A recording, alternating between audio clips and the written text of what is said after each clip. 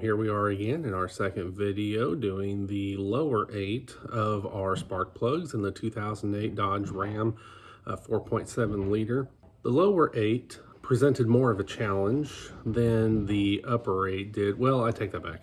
The driver's side presents more of a challenge than the uppers did. The passenger side was relatively straightforward, very easy to access. The driver's side, there's some components of the braking system that's in the way, and you're going to have to get creative to get around that. So let me just take you and show you what I found and what I did. Okay, so here we are underneath the passenger side. This is inside the wheel well. So if you come out here, you're just go inside the wheel well, and there's the control arms, exhaust, and then right up here sits 1, 2, 3, 4. All 4 spark plugs. You can get to them real easily. Pop the cables. They're sitting right down in there. Very easy to get to. Now let me take you inside the driver's side and show you what we're dealing with in here. So all of that on the other side was open. It's not the case on the driver's side. You can get to 1 and 2 pretty easy. Number 3 sits, and you can see I've still got the plug pulled. You can see where my socket is, like right up there. That's where number 3 is, and then number 4 is way back over here. Number 3 was a real trick, and let me take you up top and show you what I did. Okay, so here we are up top, and you remember last video, there's all the ignition coils, you know, here, and back there. We changed those the last time. So down here, way down there, you can see my socket, and where those, this wire, and then you got number 3 and number 4 is like way back up in there. So what I ended up having to do was I had to like get underneath and put just the socket on. Once I pulled the plug wire, put just the socket on and the swivel. This swivel is mandatory for this bank of sockets. You can't get to any of this without that swivel. And then I had to go and put on my 10-inch extension, a 3-inch extension, another 3-inch extension, and it still wasn't out far enough to where I could get to it. So I had to put on my 10-inch extension with my 1/2-inch drive set. So you've got like 25 inches worth of extension getting that plug to get in and out of that block.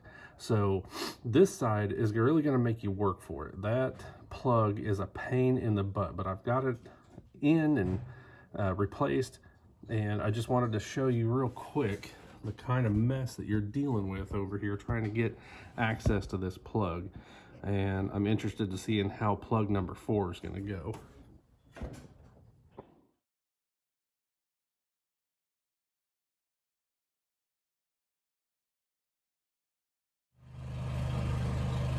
Okay, so number 4 was just about as tricky as number 3 was. Had to get kind of creative on it. So as promised, let me take you inside and show you what I have done. Okay, so you can see way back up in there. Still got the socket attached to the plug. This one I couldn't do from the top side like I did the other one. I had to do it all from the bottom side. So I had to go in here from the wheel well, and you can see that I've had to add yet another extension. I've got 10-inch, I've got 5, so there's 15, 3 is 18, 3 more is 21, 10 is 31. That's 31 inches of extension. And then I've got my swivel and then the socket. This is the only way that I could access that, because sitting right on top of that plug is that master cylinder, and it blocks access from the top. You can't get like a straight line anywhere from the top, so you have to come at it from the bottom side. This is a little bit easier than plug number 3, but not by much, but only because you don't have to deal with trying to get around that box. So installment number 3, plug number 2. It was considerably more tricky than I thought it was going to be, so let me show you what I ended up having to do. Okay, so you can see my socket down in there. I had to kind of come in over the top here and kind of run down between the master cylinder and underneath the fluid reservoir, and kind of thread in between and around these brake lines to get in to where that plug's at. That was the best and only way I could see to do it, and it actually worked out really well for me.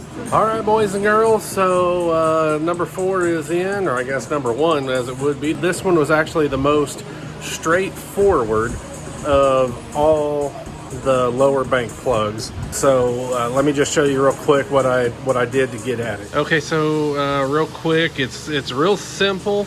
I just went in right behind the power distribution block, in between the distribution block and the braking fluid reservoir, and you can see that it's just it's a straight shot straight down into the plug right there.